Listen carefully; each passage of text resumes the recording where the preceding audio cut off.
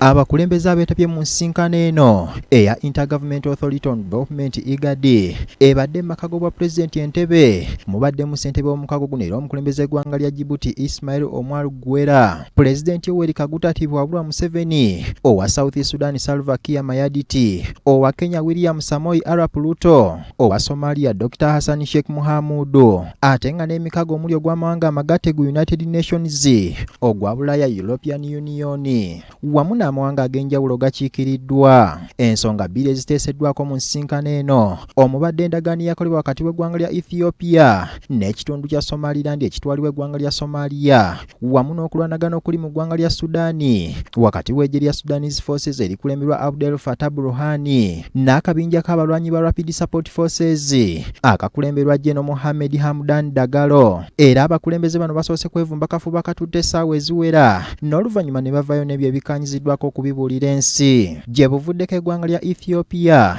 lyatta omukago n'ekitundu kya Somaliland okujikiriza okweyambisa amazzi g'eriyanja Red Sea okukolerako emirimu egy'enjawulo n'okuteekako enkambi y'amagye, era Ethiopia n'etwala ekitundu kino ekya Somaliland ng'eggwanga eryetongodde ate ng'ekimanyidde ddala bulungi nti kitundu kya ggwanga lya Somalia. I urge the leaders of both countries, Ethiopia and Somalia, to engage without delay on this path. Abakulembeze mu IGAD n'abakungu okuva mu mikago egy'enjawulo wamu n'amawanga gakirimaanyi omubadde Amerika, Bungereza, Butuluuki oba Turkey, Egypt n'amalala nga tegeeyawudde mu Bagugumbudde Ethiopia olw'endagaano eno era ne gagisaba okuwa ekitiibwa ensalo z'eggwanga lya Somalia n'obutagezaako kwagala kuwakula ntalo ziteetaagisa. We've done so in the first hour and we stand ready to support Somalia in this endeavor.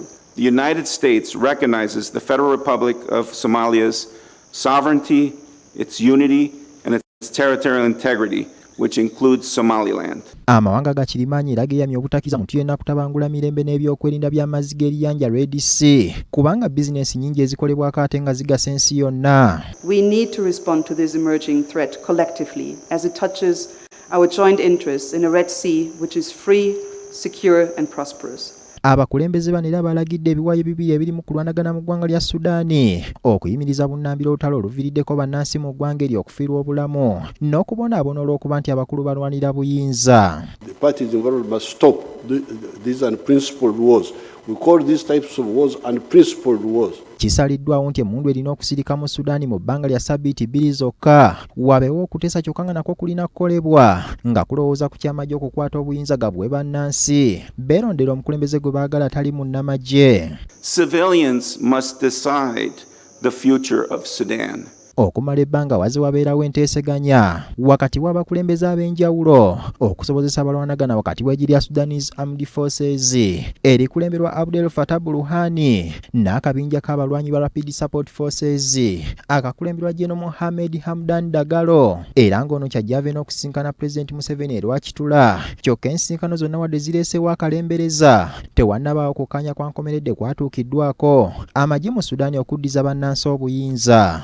Okusinziira ku ggwanga lya Amerika, buvunaanyizibwa bw'abakulembeze mu mukago gwa IGAD okulafuba n'okulanga bannansi mu ggwanga lya Sudan bafuna gavumenti gye baagala era nga kino singa kinaaba kiremye bajja kuba bavunaanyizibwa kyenkanyi. Ronald Kitanda, BBS Telefina, wano mu State House Entebbe.